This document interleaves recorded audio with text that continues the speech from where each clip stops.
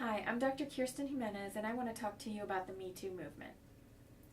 I don't speak for all women, and I certainly don't speak for all mental health professionals in this video about the Me Too movement. I simply want to share my understanding of this powerful and somewhat controversial movement with you. As a trauma specialist, keeping secrets of abuse or of assault, rape, or exploitation kind of work as the cement that seals in the walls to the prison cell of the survivor. It doesn't work in the favor, like secrets never work in the favor of the survivor. Those walls don't actually protect a survivor, they protect the perpetrator. It is about calling it what it is. It is about naming the thing, whatever the thing is, whatever it is, getting the right label and recognizing what it is that happened, how you felt about it, how you process it. It is about telling the story, and it is about understanding the meaning. And that meaning is that it is not your fault. It never was your fault. The only one who has ultimate responsibility in hurting someone else, taking advantage of them, assaulting someone else, abusing them, exploiting them, or raping them, the only one who is responsible for those actions is the perpetrator. When we call it what it is, it loses its power. Just like when we say I'm anxious, sometimes those feelings just start to dissipate naturally because you've labeled it, you've found out what it is, and you've called it out. So it's not a secret anymore about what it is that's just nebulous. That's what what this kind of movement, the Me Too movement, is about, is making things that are nebulous and scary. It's not necessarily not scary, but it certainly is bringing clarity to what is going on and what the big picture is, and making sure that victim blaming is less and less of a thing. These are 5 things that I believe this movement is about. One is not keeping secrets.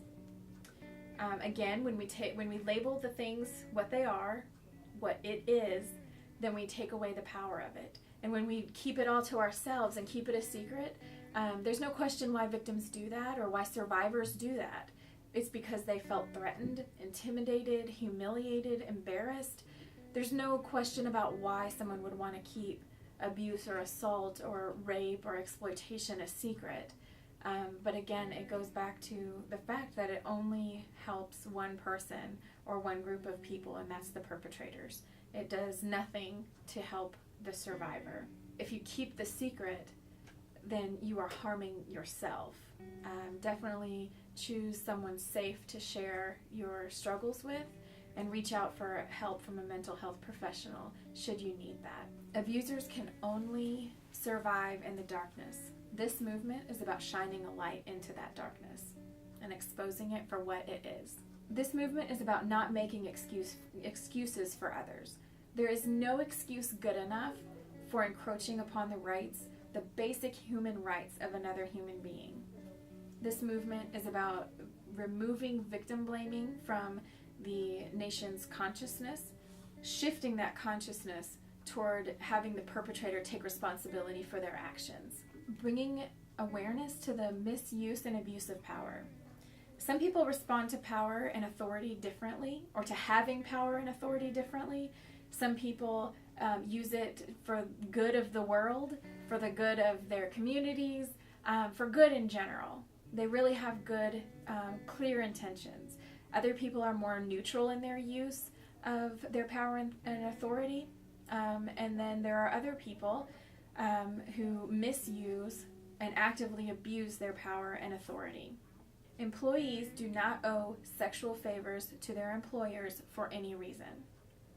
This movement is about making that clear, the boundary and the line that has been crossed, even though it's been known, but now making it clear that it won't be tolerated. Encroaching upon the rights of others, even in the name of power and authority, for someone's personal benefit, is unacceptable. Empowerment.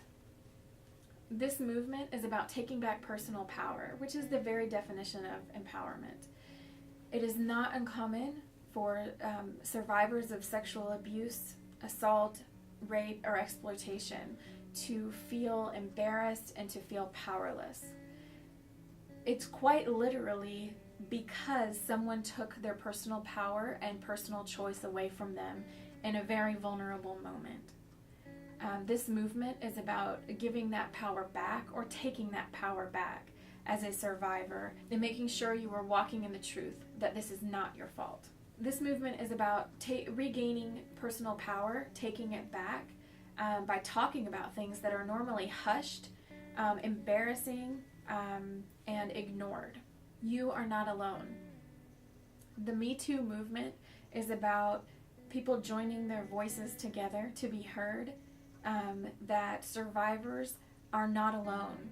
That is often something that perpetrators will tell their victims at the time, the survivors, that no one else will believe you, this never happened, you're alone, you're nobody, you're worthless, and those kinds of thoughts and ideas to try to make sure that no one uses their voice or power.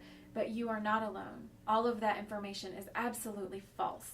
You are not alone, you never were alone, and you did just what you needed to do to survive and get out of the situation. You did not deserve this, and you are not responsible for what has happened to you.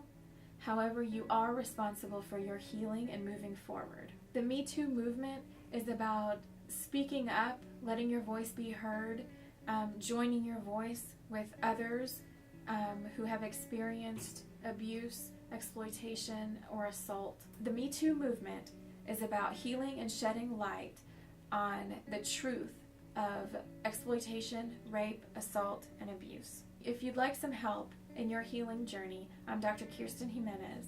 Please give me a call at Clear Life Counseling and Testing for your free consultation.